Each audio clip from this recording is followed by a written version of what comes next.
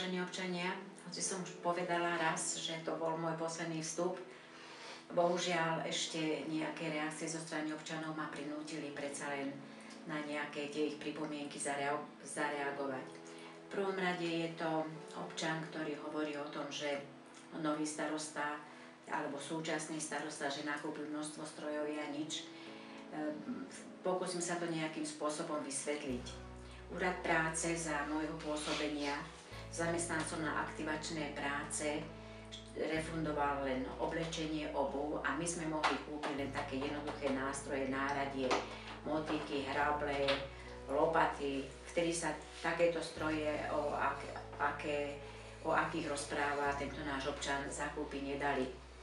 Až postupne obec dostávala financie aj na takýto materiál, ale predsa len sme niečo kúpili, kúpila sa motorová kosačka pre športovcov a ak si dobre spomínam, tak aj my sme kúpili potom to 3 kosačky aj zo 3 krovinorezy.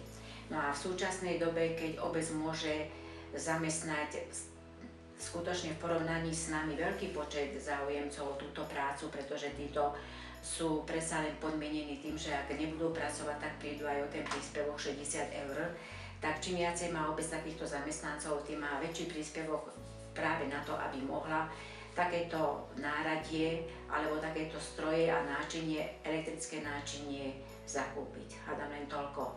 No ale čo je také najdôležitejšie, prečo som sa rozhodla ozvať, včera sa mi dostal do rúk volebný program na ďalšie 4 roky nášho pána starostu a musím sa priznať, že veľmi ma zaskočila prvá veta, ktorej uvádza, že v prvom roku, ako nastúpil do funkcie, bol stav na účte obce nulový. Dnes som ráno sa vybrala za ním, aby mi vysvetlil, že ako je to možné, pretože v tom čase, keď som odchádzala, tak zo zákona sme museli ešte starí poslanci pripraviť rozpočet. Neviem, či sa dá robiť rozpočet, hlavne jeho výdavková časť, v tom prípade, keby neboli nejaké príjmy. No, napriek tomu tvrdil, že áno, že je tam dlh 25 000, hoci mu pracovníčka ukázala, a ja som to videla a bola som aj o tom presvedčená, že nie je možné, aby som ja tam zanechala nejaký dlh a ešte v takej výške 25 000 €, tak asi to bol posledný mesiac v roku 2010, kedy som túto funkciu končila, tak bolo na účte cez 17 000. No ale vysvetľovala mu to aj jedna aj druhá pracovníčka, že to nie je pravda a hlavne teda nemôže napísať, že bol stav na účte 0, keď je tam vyše tých 17 000. Neviem, či zajtra pochodím, pretože odišla som dosť taká rozladená z obecného úradu. Zajtra chcem ísť znova na obecný úrad, aby mi pán starosta dovolil prefotiť a oskenovať túto skutočnosť na účte obce a potom uvidím. Len dúfam, že sa ozve niekto zo starých poslancov, ktorí potvrdia moje slová, že skutočne sme ten rozpočet pripravovali a tak ako som povedala, nemôže sa robiť výdavková časť rozpočtu, pokiaľ nie je nejaký príjem. Veľmi ma to mrzelo a z takého ľudského hľadiska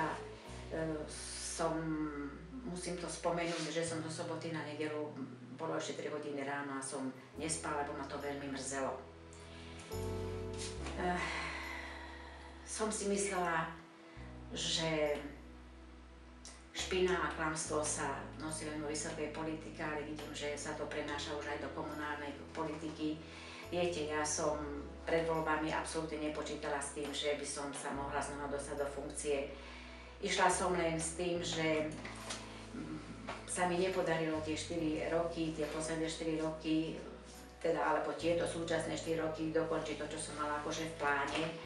Ale videla som, akí kandidáti alebo protikandidáti sú.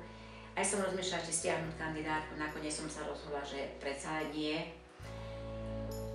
Ale vidím, že je to boj s veternými mlynmi. Ja som nestávala na takéto nejaké nepravdivé výroky a aj keď za môjho pôsobenia som sa dopustila množstva chýb, tak určite to nemohlo byť v rámci financií.